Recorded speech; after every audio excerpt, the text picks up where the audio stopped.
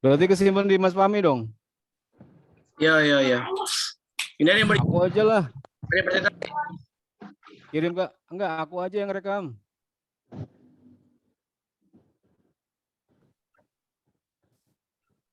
Pakainya udah daftar lah. Leon, Pak. Enggak, aku ngerekam pakai laptop ini. Gimana? Udah siap? Siap, Ki. Siap. Suara saya jelas nggak? Sorry, ini aku lagi di backstage ini di panggung, belakang panggung. Jelas ya, ini. Jelas. Ya. Jelas, Pak. Siap. Bisa kita mulai? Bisa. Oke, assalamualaikum warahmatullahi wabarakatuh.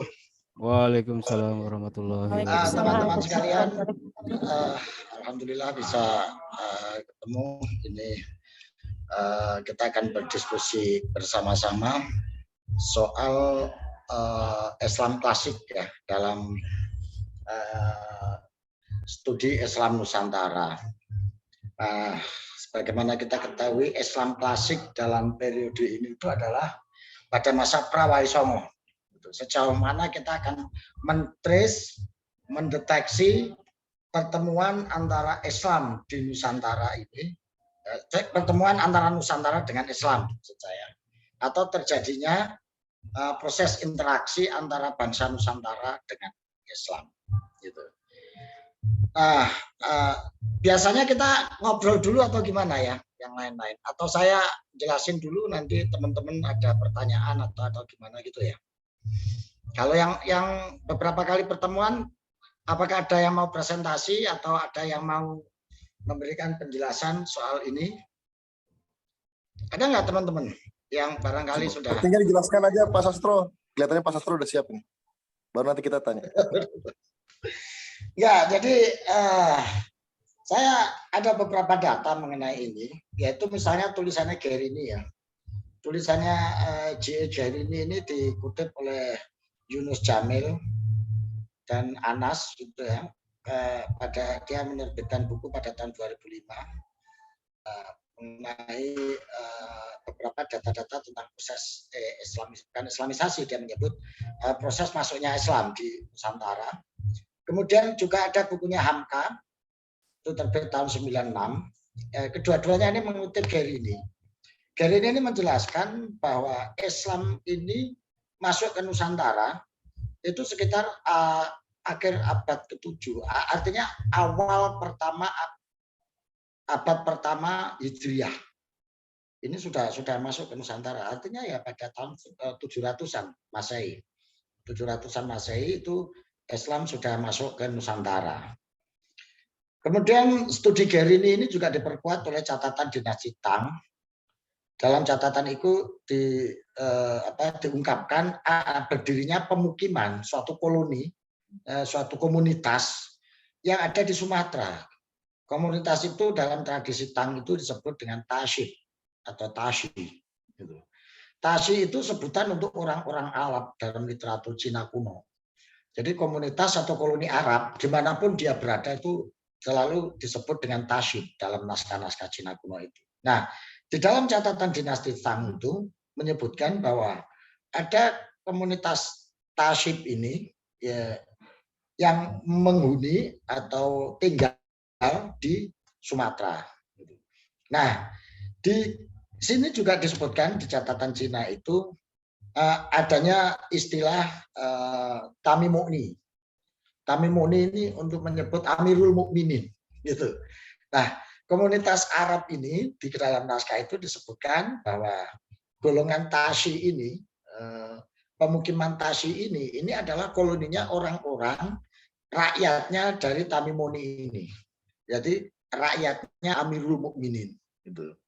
Kemudian dalam naskah tersebut juga disebutkan bahwa ada utusan dari Tamimuni ini yang pada saat itu adalah khalifah, para khalifah.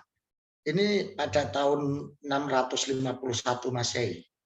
Jadi Nabi Muhammad itu lahir 571 Masehi.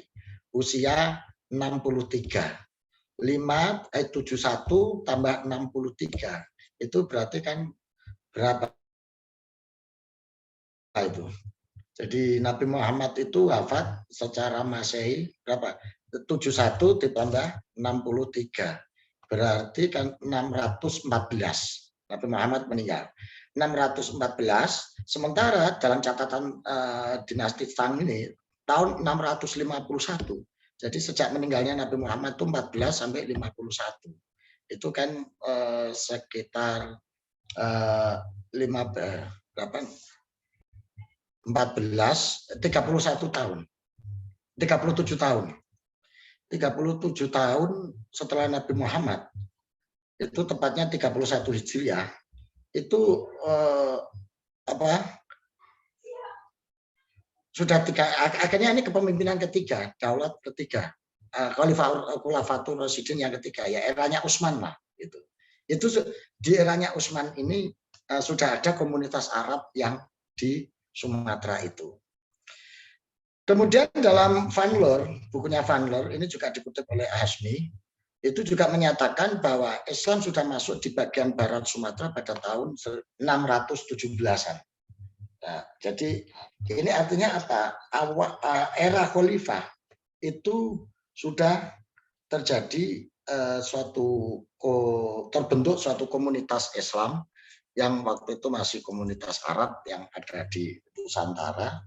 Itu menurut catatan kuno ini. Silakan nanti dilacak bersama-sama catatan ini. Hasmi juga mengatakan bahwa pada tahun 173 Hijriah atau 800-an Masehi itu terdapat mendarat satu kapal di Perlak, kapal dagang dari Gujarat dipimpin oleh Nakhoda Khalifah. Jadi namanya Nakhoda Khalifah yang membawa komunitas Arab ini, mereka mendarat di Perlak gitu. Mereka adalah bangsa Muslim dari Arab, Persia dan India. Jadi di kapal itu yang mendarat itu kapal dagang, dia membawa penumpang atau pedagang-pedagang dari Arab, Persia dan India gitu. Nah, menurut Azumadi Azra bahwa mendaratnya kapal ini tidak semata-mata untuk perdagangan gitu. Tetapi karena ini rombongan orang-orang Arab yang pada saat itu selain bawa misi dagang, mereka juga bawa misi Islam itu yang menyamar sebagai pedagang, kira-kira seperti itu.